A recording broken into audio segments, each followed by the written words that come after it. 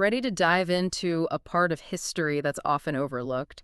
We're going back to World War I, but we're not just talking about the battles and the trenches. Right, right. We're talking about the experiences of Black Americans during that time. Now, you've probably heard of the Harlem Hellfighters. Oh, yeah. Super brave, total badasses. I've But their story, incredible as it is just one small part of a much bigger picture. One that often gets forgotten, honestly. Yeah, and it's a story full of, honestly, contradictions. You have Black Americans who are yearning for equality, fighting for democracy, but at the same time, they're facing this blatant discrimination at home. Exactly. It's like, how can you fight for freedom overseas when you don't even have it in your own backyard? We're using the Slotko article called The Role of Black Americans in World War I, kind of like our roadmap for this deep dive.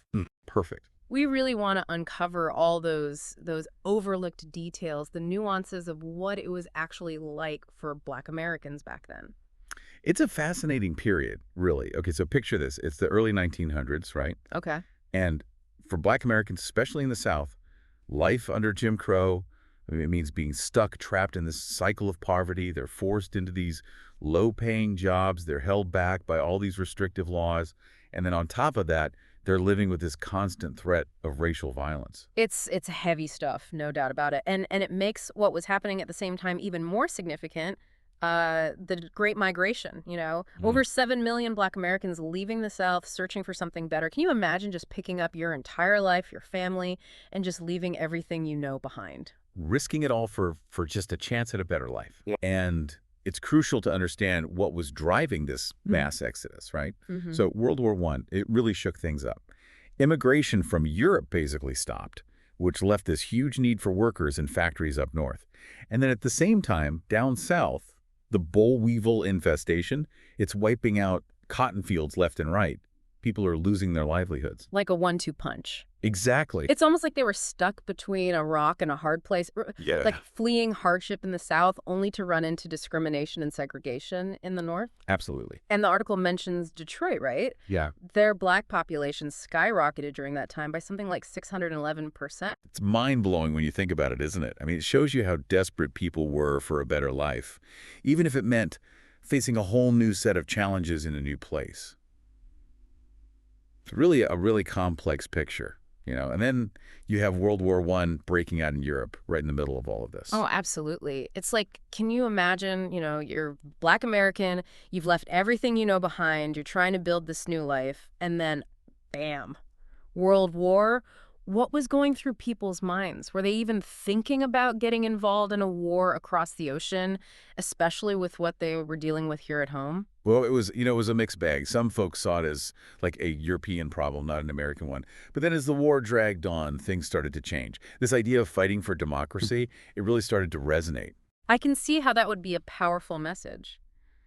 But at the same time, kind of messed up, right? Exactly. Like, you're supposed to go fight for freedom, for democracy, thousands of miles away, but you're not even treated as an equal in your own country. It's that paradox, right? Yeah. You've got this surge of hope on one hand, this idea that maybe, just maybe, if they serve their country, they can finally earn that equality they've been denied for so long. Yeah. But then there's this other side, the cynicism, like, is true equality even possible in a segregated America? Right. It's like, how much can really change? And that's where, if I remember correctly, W.E.B. Du Bois comes in, right? Yeah. The article mentioned this really powerful statement he made, urging Black Americans to, and I'm quoting here, to close our ranks shoulder to shoulder. Powerful imagery. It really is. This call for unity, for patriotism, even with all this injustice staring them in the face. And it highlights the impossible situation Black Americans were in. Should they fight for a country that treats them as second-class citizens? Or should they focus on fighting for their rights here at home? I mean, talk about a lose-lose situation. And even with all that, the article says that Black Americans, they enlisted in huge numbers. Oh, yeah, they stepped up. And it wasn't just about enlisting. The article actually points out that they were drafted at a higher rate than white men. In 1917, it was 52% of eligible Black men were drafted, compared to just 32% of white men. It really makes you think.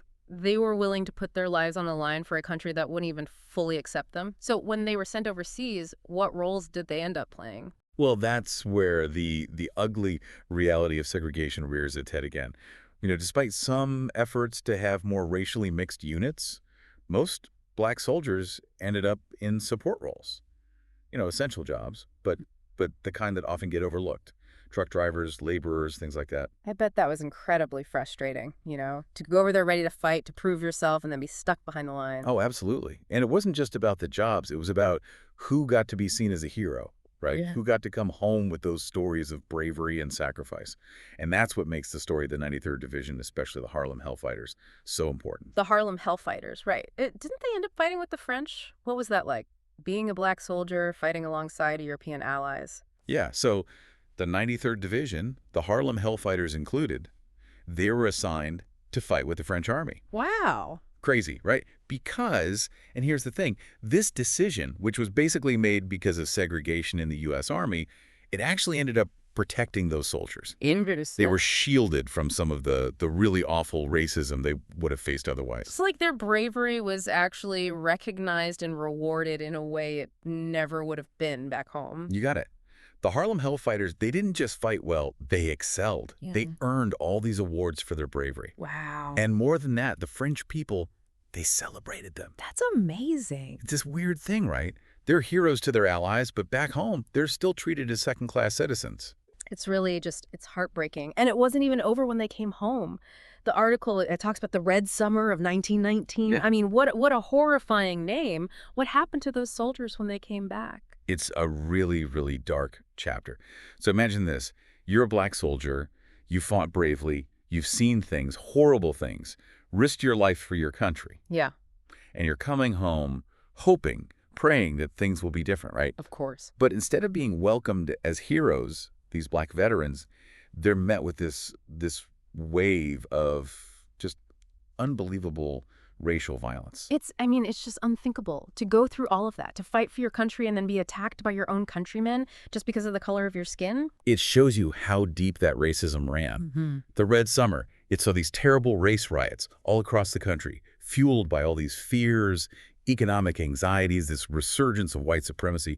Black veterans, some still in uniform, they were targeted, lynched, murdered, just for daring to hope for something better. After facing that kind of hate, after everything they went through, how could they not just give up hope? And yet they didn't. Yeah. And that's what makes this period so powerful. As horrible as those experiences were, they lit a fire. Wow. This determination to fight against oppression, to dismantle those systems that kept them down, they refused to be silenced. It's like their experiences, both overseas and at home, helped to pave the way for the civil rights movement decades later. Exactly. That generation of black veterans, they became leaders, activists, powerful voices for change. Their fight continues to inspire us today. And it makes you think, doesn't it? How much have we really learned from the past? What can we do to create a future where those promises of equality are actually kept? It's a conversation that we need to keep having, that's for sure. And on that note, thank you for joining us for this deep dive into a truly remarkable and often overlooked chapter in American history.